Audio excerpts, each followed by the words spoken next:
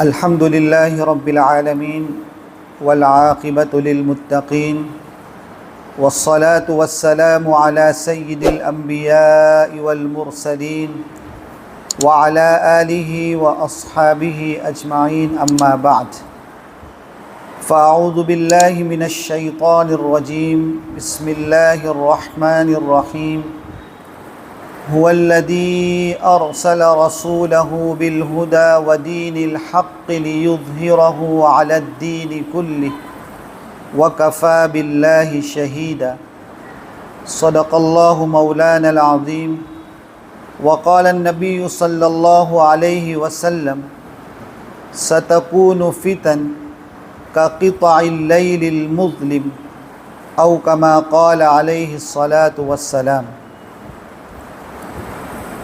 قابل صد تکریم و تعظیم حضرات علماء کرام اور میرے ہم سفر دوستوں،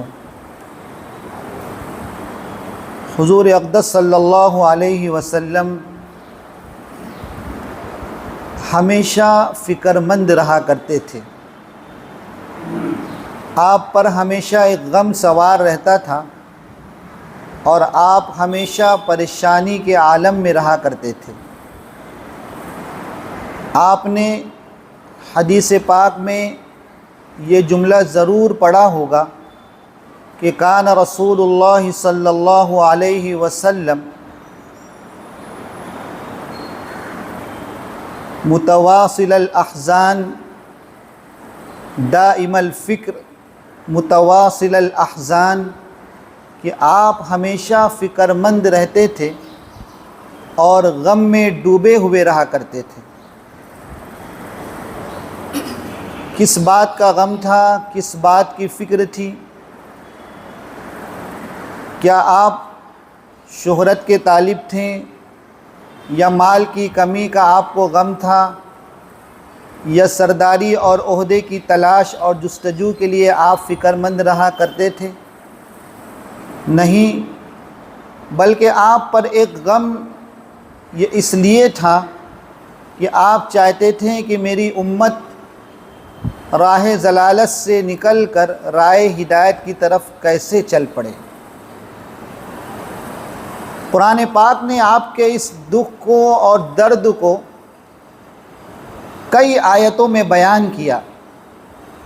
سورہ کہف میں فرمایا فَلَعَلَّكَ بَاخِعٌ نَفْسَكَ عَلَىٰ آثَارِهِمْ إِن لَّمْ يُؤْمِنُوا بِهَٰذَا الْحَدِيثِ أَسَفًا۔ سورۃ الشعراء میں فرمایا لَعَلَّكَ بَاخِعٌ نَفْسَكَ أَلَّا يَكُونُوا مُؤْمِنِينَ، کہ یہ غم کی جو کیفیت اور جو حالت آپ پر طاری ہے، یہ کہیں آپ کو ہلاکت کی طرف نہ لے جائیں، کہیں آپ جان سے ہاتھ دھو نہ بیٹھیں کہ یہ ایمان نہیں لا رہے ہیں، یہ آپ کی بات کو تسلیم نہیں کر رہے ہیں۔ اس بات کا دکھ اور درد آپ کو کھایا جا رہا تھا۔ بلکہ آپ نے ایک مثال دے کر سمجھایا کہ میری مثال اس شخص کی طرح ہے کہ جس نے ایک آگ جلایا ہو اور اس جلی ہوئی آگ میں چاروں طرف سے پروانے آ کر گر رہے ہوں اور جل رہے ہوں، اور میں چاہ رہا ہوں کہ کوئی اس میں نہ گرے، کوئی اس آگ میں نہ جھلس جائے، میں ایک ایک کو بچانے کی کوشش کر رہا ہوں۔ آپ نے فرمایا کہ بس میں بھی سارے امت کے درد اور غم میں اسی فکر کو لے کر چل رہا ہوں کہ یہ امت جہنم سے بچ کر جنت میں جانے والی کیسے بن جائے۔ اور آپ کی یہ فکر اور آپ کا یہ غم صرف اس زمانے تک محدود نہیں تھا، صرف اس علاقے تک محدود نہیں تھا کہ آپ اسی وقت کے لیے غمزدہ ہیں، بلکہ آپ قیامت تک آنے والے ایک ایک فرد کے لیے غمگین نظر آ رہے تھے۔ اسی وجہ سے آپ نے اسی وقت قیامت تک کے آنے والے فتنوں کی نشاندہی بھی فرما دی۔ آپ نے فرمایا کہ ستکون فتن کا قطع اللیل المظلم، کہ عن قریب میری امت پر فتنوں کی بارش ہوگی، جیسے اندھیری رات میں تاریک فتنے آیا کرتے ہیں، ایسے ہی میری امت میں قیامت تک فتنے آتے رہیں گے آتے رہیں گے۔ بلکہ آپ نے ان فتنوں کی نشاندہی بھی کی، اور آپ نے بتایا بھی کہ یہ فتنے ہوں گے، اس طرح کے فتنے ہوں گے، اس طرح سے لوگ فتنوں میں شکار ہوں گے۔ حدیث جبرائیل آپ نے پڑھا ہوگا، جس میں حضرت جبرائیل علیہ السلام تشریف لائے اور آپ نے آ کر اللہ کے نبی صلی اللہ علیہ وسلم سے سوالات کیے، 5 سوالات، جس میں آپ نے ایک سوال یہ بھی کیا کہ قیامت کب آئے گی؟ تو اللہ کے نبی نے فرمایا کہ جو سوال آپ پوچھ رہے ہیں،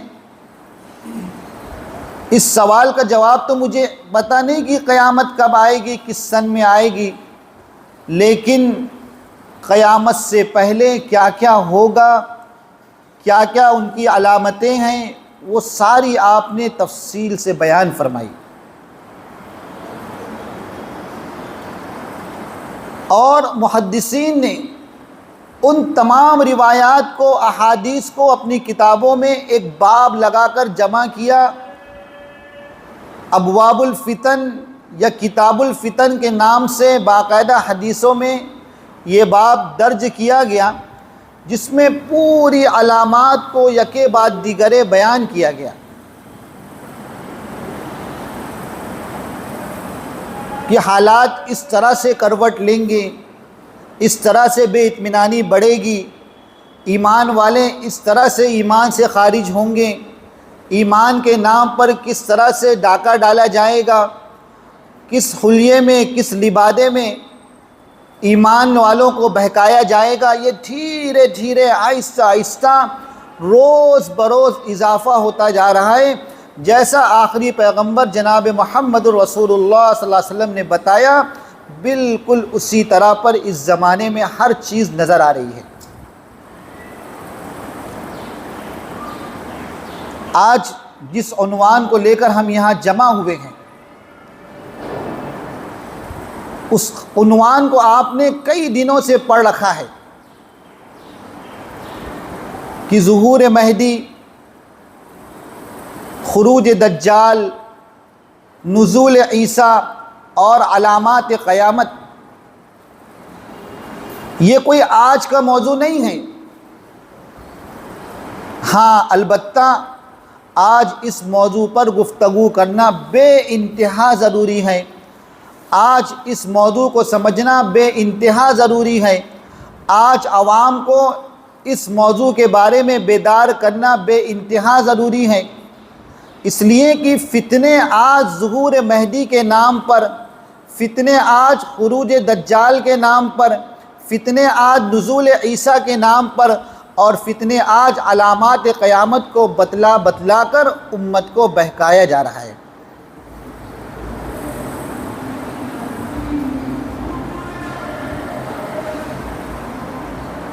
جس فتنے کو لے کر ہم یہاں جمع ہیں، ایک بڑا حساس فتنہ ہے اور بڑی باریکی کے ساتھ کام کیا جا رہا ہے، اور بڑے اچھے انداز میں امت کو بہکانے کی کوشش کی جا رہی ہے، اور ساری محنت صرف دینداروں پر ہے، نمازیوں پر ہے، مسجد میں آنے والے دوستوں پر ہے، کہ جب وہ مسجد میں آتے ہیں تو پھر ان کے ساتھ تعلقات بنا کر پھر ظہور مہدی اور نزول عیسیٰ اور خروج دجال اور علامات قیامت، ان ساری روایات کو بیان کر کے پھر ہمارے دوستوں پر محنت کی جاتی ہے۔ یہ ایک طویل عنوان ہے جس پر گفتگو کی جائے گی، میں صرف آپ کو ایک تمہیدی بات سمجھانا چاہتا ہوں کہ آپ حضرات علماء کرام ہیں، روایات اور احادیث آپ کے ذہنوں میں درج ہیں، آپ حضرات امت کا ایک درد رکھتے ہیں، آپ حضرات سے جڑے ہوئے بہت سارے لوگ ہیں، عوام و خواص آپ سے جڑے ہوئے ہیں، یہ محنت ہمارے ذمے ہے۔ شروع میں نے بتایا کہ حضور پاک صلی اللہ علیہ وسلم جس طرح غم زدہ رہا کرتے تھے، ہمیں بھی آج فتنے کے زمانے میں اپنی ساری مصروفیات کے ساتھ ساتھ اس بارے میں فکر مند ہونا چاہیے۔ ہماری عدم فکری اور عدم توجہی کی وجہ سے جو کام ہمیں کرنا تھا وہ کام ایک عام انسان کر رہا ہے، جس کو علم کا الف نہیں آتا، جس کو علم کے بارے میں کوئی جانکاری نہیں ہے، وہ نکل کر چوراہوں پر، راستوں پر، مسجدوں میں آ کر یہ کام کر رہا ہے کہ اپنے ہی دوستوں کو ایسے شخص سے جوڑ رہا ہے جس کے کافر ہونے میں ادنا درجے کا بھی شک نہیں ہے۔ جو شخص اپنے آپ کو مہدی، اپنے آپ کو عیسیٰ کہلوا رہا ہے، اس کے کافر ہونے میں ادنا درجے کا بھی شک نہیں ہے۔ جو خود کافر ہوگا اس کافر کی بات ماننے والے بھی کافر ہوں گے، چاہے 5 وقتہ نمازی کیوں نہ ہو۔ جس کا تذکرہ ابھی عنقریب حضرت مولانا اقبال صاحب کریں گے، میں تو صرف تمہیدی کلام کر رہا ہوں، صرف آپ کا ذہن بنا رہا ہوں کہ کتنا حساس مسئلہ ہے۔ میں آپ کو بتاؤں کہ اس کی ابتدا جب ہمارے شہر میں ہوئی تو کیسے ہم نے وہاں تک رسائی حاصل کی۔ میں عشاء کی نماز پڑھا کر اپنی مسجد سے نکلا ہوں، ایک حافظ صاحب بھاگتے ہوئے دوڑتے ہوئے آئے اور کہا کہ قاری صاحب، ایک عجیب و غریب طبقہ ہمارے شہر میں نظر آ رہا ہے جو بڑی عجیب باتیں کر رہا ہے، ان کے ہاتھوں میں احادیث کی کتابیں ہیں اور وہ کتاب کھول کھول کر ان روایات کو پڑھتا ہے جہاں پر علامات قیامت بیان کی گئی ہیں۔ میں بھی بالکل چونک گیا۔ میں نے ان سے کہا کہ وہ لوگ کہاں جمع ہوتے ہیں؟ تو بتایا کہ اللہ والی مسجد کے سامنے ایک عمارت ہے اور فلاں دن وہ سارے لوگ جمع ہو کر جوڑتے ہیں اور سب کے سامنے وہ کتابیں کھول کھول کر بتاتے ہیں کہ دیکھو حالات کتنے بگڑے ہوئے ہیں، اور ان بگڑے ہوئے حالات کی نشاندہی اللہ کے آخری پیغمبر نے کر دی تھی۔ یہ روایت، یہ حدیث، یہ کتاب، ان بگڑے ہوئے حالات میں امت کو اب قائد اور رہنما کی ضرورت ہے۔ ایک شخص آ چکا ہے جو قائد بن کر آیا ہے، اللہ نے اس کا انتخاب کیا ہے اور وہ شخص موجود ہے۔ اگر ہم اپنی بھلائی چاہتے ہیں، اپنے نسلوں کی بھلائی چاہتے ہیں، تو ہم سب اس شخص سے جڑ جائیں، اور امت کا اکثر طبقہ جو علم کے اعتبار سے کورا ہوتا ہے، نادان اور بھولا بھالا ہوتا ہے، وہ ایسے عام انسان کی باتوں کو جو روایات پیش کر کے بیان کرتا ہے ماننے میں اسے کوئی جھجک نہیں ہوتی ہے۔ تو اس دن، جو دن وہ لوگ بیٹھا کرتے تھے، شکیل بن حنیف کے پرچارک، میں نے اپنے ساتھیوں کو لیا۔ یہ پہلا آپ کو بتا رہا ہوں، پہلی مرتبہ جب ہماری ملاقات ہوئی، میں نے اپنے تقریباً 40-45 ساتھیوں کو لیا اور جا کر آس پاس کی تمام دکانوں میں گشت کیا، ایک ایک دکاندار سے ملاقات کہ دیکھو اس عمارت میں کچھ لوگ آئے ہوئے ہیں جو اس طرح کی باتیں کر رہے ہیں، کیا آپ ہمارا ساتھ دو گے؟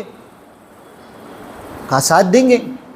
تقریباً ایسے تشکیل ہوتے ہوتے 80 سے اوپر افراد تیار ہوئے اور میں لے کر ان کو اس روم میں پہنچا جہاں وہ لوگ جمع تھے۔ میں نے جا کر سلام کیا، بیٹھا۔ مجھ سے کہنے لگے کیوں آئے ہو؟ میں نے بتایا کہ بھائی آپ لوگ کوئی نئی بات لے کر آئے ہو، میں نئی بات سننے آیا ہوں۔ اگر وہ بات مجھے سمجھ میں آ گئی تو میں یہ اپنے تمام لوگوں کے ساتھ اس شخص کے ہاتھ پر بیعت کروں گا، اور اگر آپ سمجھا نہ سکے تو پھر مجھ کو بولنے کا موقع آپ دیں گے، میں آپ کے سامنے دلائل رکھوں گا، دلائل سے بات کروں گا، اور آپ اس کے قائل ہوں گے اور آئندہ سے آپ توبہ کر کے اس کام کو ترک کریں گے۔ بس اتنی بات ہوئی تو وہ لوگ کھڑے ہو گئے، کہنے لگے ابھی بات کرنے کا موقع نہیں ہے، ابھی ہم تیاری کے ساتھ نہیں ہیں۔ میں تیاری کیا کرنا ہے، کتابیں آپ کے پاس موجود ہیں۔ کہنے لگا نہیں ابھی بات نہیں کریں گے. بالآخر ہوتے ہوتے بات بڑھ گئی اور آوازیں اونچی ہونے لگیں اور اس کے بعد وہ لوگ وہاں سے نکل کر بھاگیں. اور بھاگنے کے بعد انہوں نے مجھ کو فون کر کے کہا کہ فلاں دن فلاں جگہ ہم اپنے ذمہ داروں کے ساتھ آ کر بیٹھیں گے اور بات کریں گے. لیکن وہ دن نہ آیا، آج تک نہ آئے گا کہ وہ اپنے ذمہ داروں کے ساتھ آئے اور بات کریں. اس کی وجہ میں آپ کو بتانا چاہ رہا ہوں، کوئی واقعہ بیان کرنا مقصود نہیں ہے. اس کی وجہ اصل میں یہ ہے کہ انہیں جب اس بات کا علم ہوا کہ جو شخص ہم سے بات کرنے آ رہا ہے وہ شخص عالم ہے، وہ علم رکھتا ہے، اس کو اس بات کی نالج ہے کہ ظہور مہدی کیا ہے، نزول عیسیٰ کیا ہے، خروج دجال کے بارے میں علم ہے، علامات قیامت کو وہ جانتا ہے. تو یہ سمجھ گئے کہ اب ہمارا بات کرنا مشکل ہے، ایک ایک دلیل کو ہماری یہ کاٹے گا. جب ہم اہل علم بن کر سامنے آئیں گے تو یہ شخص جو ہے بھاگے گے. تو اللہ پاک نے ہمیں علم سے نوازا، اللہ پاک نے ہمیں علم سے نوازا.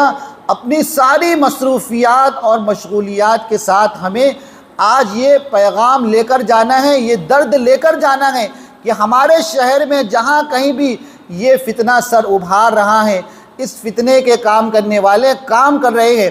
ہمیں سب سے پہلے تو اس علم کو اور پختہ کرنا ہے، اس کے بعد میدان میں اتر کر ان سے گفتگو کرنا ہے. اور جو امت کا ایک گولا بھٹکا طبقہ دھیرے دھیرے اتنی تعداد میں جڑ رہا ہے کہ آپ یقین نہیں کر سکتے. ہمیں اس امت کو بچانا ہے، کوئی اور نہیں کرے گا.